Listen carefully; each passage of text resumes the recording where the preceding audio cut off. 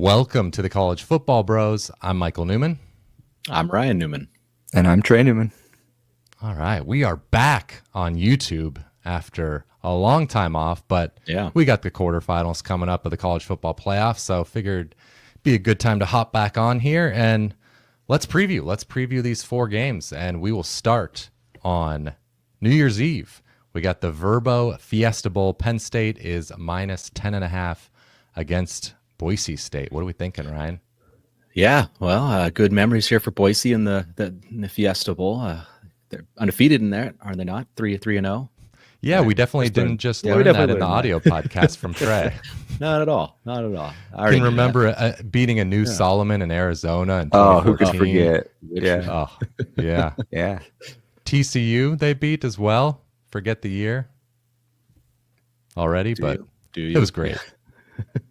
I think that was 2010. Yeah, sure. 07 was the classic Oklahoma game. Yep, exactly. But unfortunately, I don't think this one's going to go well for them. I like Penn State. I think they're just better on both sides of the ball. Boise's, they're an interesting team to me for a lot of reasons, I guess. Just, I think you can kind of tell they've been playing with the lead a lot. I know they have a good pass rush, but their numbers seem a little inflated. They have been playing with the lead, and, they've obviously been ahead a lot. I don't know. So I just think this game's going to look a lot different. I don't think they're going to be way ahead and anything like that. I feel like they'll be behind, and I just don't think that's conducive to good football for Boise. Maddox Madsen, their quarterback, he's a good player, very solid player, but he's not. Can he go win you a playoff game with his arm? Just his arm? No, I don't think he's capable of that. So in Penn State, I think they're going to do a lot to just shut down Gene T, and I don't think Madsen can carry him. So. Too big of a gap on their defensive side too. Penn State's just way better on defense, so I like the Nittany Lions. I like the Nittany Lions too, and I'm really not trying to just buy into the result of that SMU game, because I think that score was a little misleading. I mean, they had 2 pick sixes. SMU had that interception at the very beginning that could have changed the game, but I like them in this matchup. I mean, Boise hasn't faced a defense like Penn State. I think the line play will be tough to overcome, and Penn State might be able to slow down Genty enough and just make Madsen beat them. Madsen, you kind of touched on it, Ryan. He's been efficient this year, 22 touchdowns, 3 picks, but a lot of that has been since Genty's been running wild. I think a guy like Abdul Carter, who's got 21.5 tackles for loss, will be a menace to the Broncos. And the Nittany Lion offense, I don't even really love it. I mean, Drew Aller wasn't all that great against SMU, but didn't really need to be given the circumstances. But I think they'll be able to have at least some success against this Boise defense. And I think for Boise to have any success in this matchup, they need to force turnovers. They're second in the country in sacks. They need to make that Penn State offense really struggle. But I just don't really see it. And finally, I just think I don't love how Boise comes into this game. Yes, they were unbeaten and whatnot, but they've been skating by Mountain West opponents basically the past month. It's true, they have, and you guys make some good points. I'm a little bit torn. The sort of the dark side of my face wants to go with the big bad Penn State, and the part that's lit up is thinking about the scrappy underdog. So, I got to get my lighting situation fixed because I feel like it's a little scary. You're only half ugly now. Well, which half is ugly? Don't ask the question. Don't ask the question. Oh, well, but I'm going with Boise State. It's partially because of Trey, like you said, maybe a misleading score in that Penn State SMU game for, if that's affecting this line a half point, I'll take it. I don't know. But also Penn State defense, of course, very good, but at times they have been susceptible to the run, 29th in success rate. They've been great in limiting explosive plays against the run, but they also haven't faced Ashton Genty. So I feel like he can break off a couple big ones in this game. And I like the fact that Boise State, I know you mentioned second half of the season, they weren't playing great like they were early in season, like when they almost beat Oregon on the road. That was an incredible game. Maybe they can have another effort like that where they've had all this time off. They're coming off the bye. Everyone healthy, have all that time to game plan, come up with. They might have a few trick plays in them. Boise State and Fiesta Bowl. So they don't need to win. They just need to stay within 10. So that's my True. pick. All right, let's move on to New Year's Day games. We got on January 1st, we got Chick-fil-A Peach Bowl. Texas is favored 14 over the Sun Devils. What do you think, Trey? So when I look at this, Texas, they're battle tested. They were in the playoff last year. You know, they've gone through the SEC gauntlet. They already won a playoff game, of course, against Clemson. You know, we'll see if the inexperience is too much for the Sun Devils to overcome. But with all that said, this seems like a lot of points to me. I'm going to take the Sun Devils.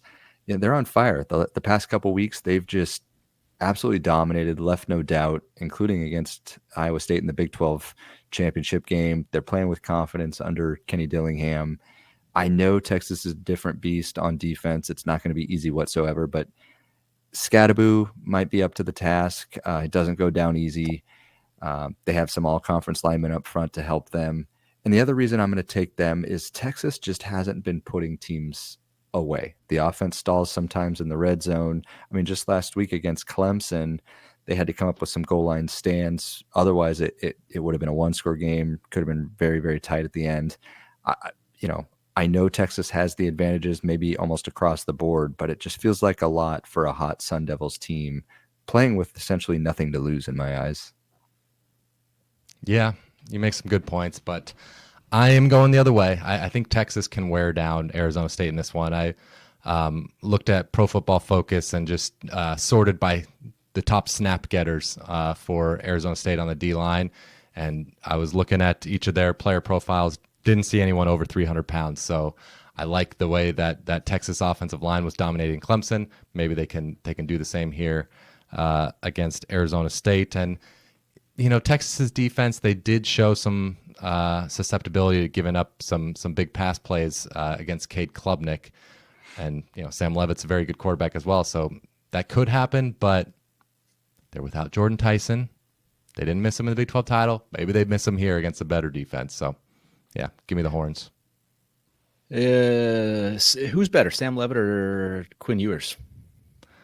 Honestly, the way they're playing this year, I don't know. But at their best, give me Quinn Ewers. But yeah, Quinn Ewers hasn't always been at this his year, best. though. This year, yeah, exactly. This year, Levitt's numbers are better. I mean, I know it's different competition, but Ewers has got better talent around him than Levitt does. Well, Scadab is pretty good, and Tyson.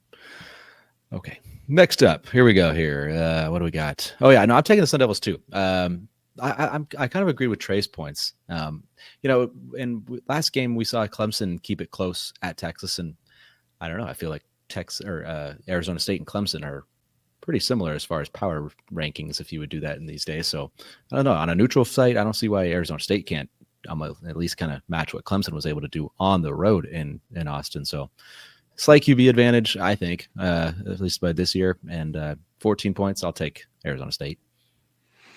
Okay, moving on to the Rose Bowl presented by Prudential. You've got almost an old school Rose Bowl. I know they're both in the Big Ten now, but Ohio State -2.5 against Oregon.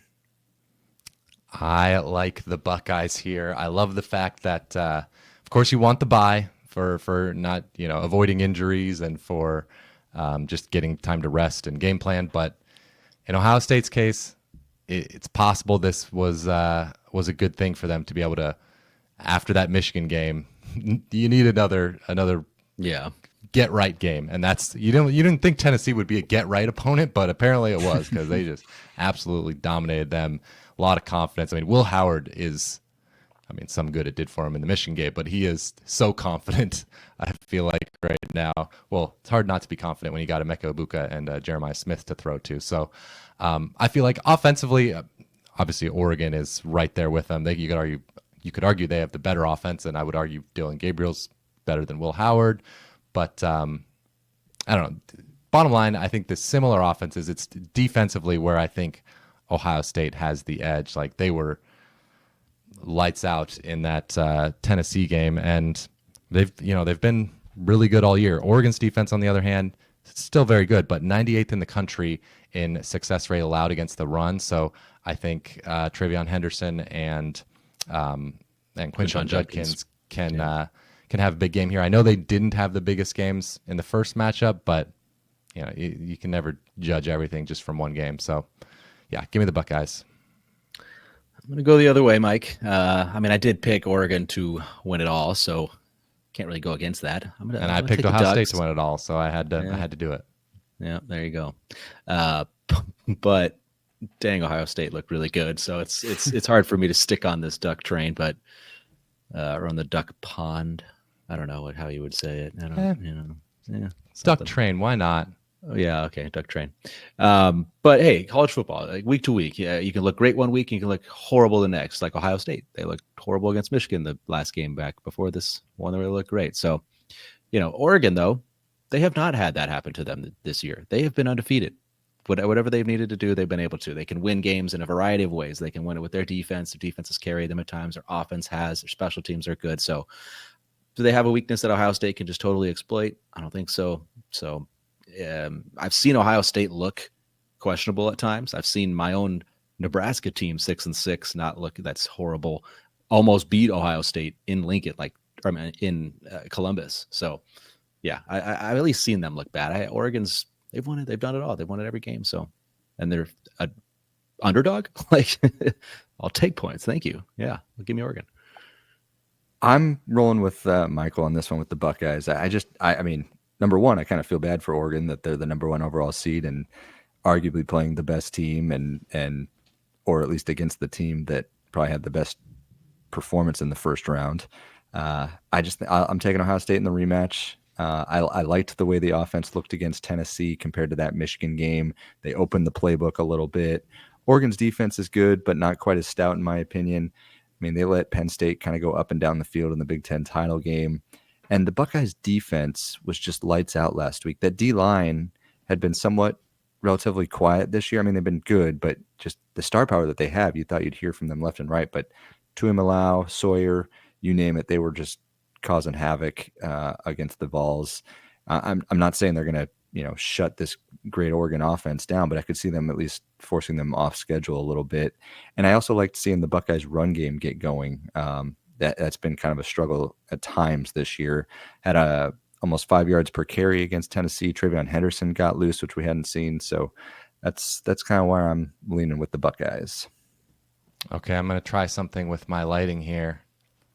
This is making it worse. What are you doing? I'm on the wrong side. I'm like, what? That was that's ew. Oh, turn it off.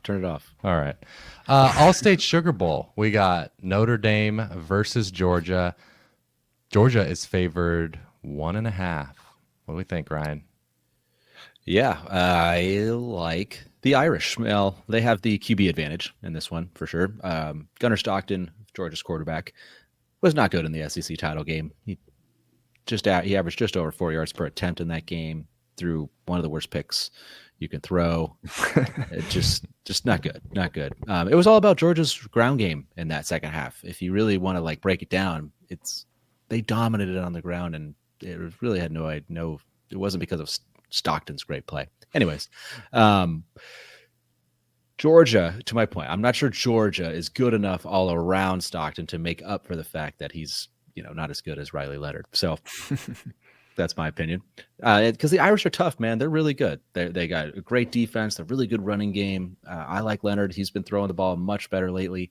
I know they just lost a big key piece on their defensive line, Riley Mills. That one really stings, and it does affect me. You can manage some loss. I would rather it be a linebacker or something, or some safety. Don't give me a big stud on the D line that lead. That especially against Georgia with with a question mark at quarterback. They might just want to run. He had 7.5 sacks. Their next guy's got 4. So where's the pass rush going to come from now? I mean, I guess they might not really need one because Georgia might not really trying to pass a ton, but. That stinks. So, anyways, I still think the Irish are good. They're going to be able to overcome that, and I just don't think Georgia can exploit them. So, yeah, give me the Irish. Yeah, I mean Notre Dame should be favored in this one. That's what I'm saying. Vegas is way off. Yeah, that's right. No, but I will say about Gunnar Stockton is I want to see what he looks like now with a few full weeks of bull prep. With him being the true number one. I mean, let Marcus Freeman give him a month to prep for Stockton. Well, I know, but I mean, he's just been just kind of got thrown to the fire against Texas in the second half. You're right. I know. Yeah. But to your point though, Ryan, it's like a tough, very tough first test going up against one of the best, an Al Golden Irish defense that's been awesome. I mean, they just absolutely stymied a good Indiana offense. And then offensively, they were able to torch Indiana on the ground. And to me, that's the biggest key in this game is if Georgia can slow the Irish rush attack with Love and Leonard, it might be tough for Notre Dame just to rely on the pass game. We'll see. Georgia is the toughest team Notre Dame will have faced this season. But overall, when I look at it, I just haven't loved this Georgia team down the stretch. I mean, some weeks the offense looks shaky. Some weeks the defense looks vulnerable. So I'm just kind of leaning more to the consistency of Notre Dame. Yeah, we're all picking Notre Dame. It is a little scary, when you bring up the fact that this is by far the most talented team that Notre Dame will have played. Is Notre Dame a team that can kind of, dominate for the most part against Indiana? An easy schedule, against teams like Indiana. But then when they face real 5-star talent like Georgia, is that going to be too much? That is a concern, especially Ryan, like you brought up with Riley Mills down the D line, like going up against that size of that Georgia O line. Are they going to need to, Gunnar Stockton to do much? Because I don't know, we'll see. But ultimately, I just can't get away from the fact that we've got Gunnar Stockton starting at quarterback in a playoff game, and we just don't know if he's any good. Like, I know people have talked about how Carson Beck, he hasn't had that great of a year, but honestly, you look at his numbers, that's overblown. I know he's had some interception problems, but he's also had a lot of really good games and a lot of good halves and moments, so I still think it is quite a significant loss. So, rolling with Riley Leonard. I think Jeremiah Love, he of course had that big 98-yard touchdown run in the game against Indiana, and they were able to, because of their big lead, I think we're able to not, have to run him for a ton of carries. But I think this game, hopefully he's ready, because, it is going to be a tough, maybe 25 carries for him. I threw out a number there, but yeah. This is the game. Ultimately, I'm taking Notre Dame plus 1.5. I'm most excited about this one. I want to see this one. I want to see if Notre Dame's legit. I mean, I feel like they are, but we getting 4 blowouts here. 4 blowouts. What if we did? What if we did? And if it was every favorite blowing them out, that would that would be something. We'd have to cancel the 12-team playoff. It would. There's a problem. Have to put Alabama and Ole Miss in. We need to call timeout and just reseed here. Restart. No. But thank you for checking out this episode of the College Football Bros. If you're new here, subscribe to our channel. Give the video a thumbs up. We'd appreciate that. And enjoy. Well, have a Merry Christmas, everybody, and a Happy New Year. We'll talk to you soon.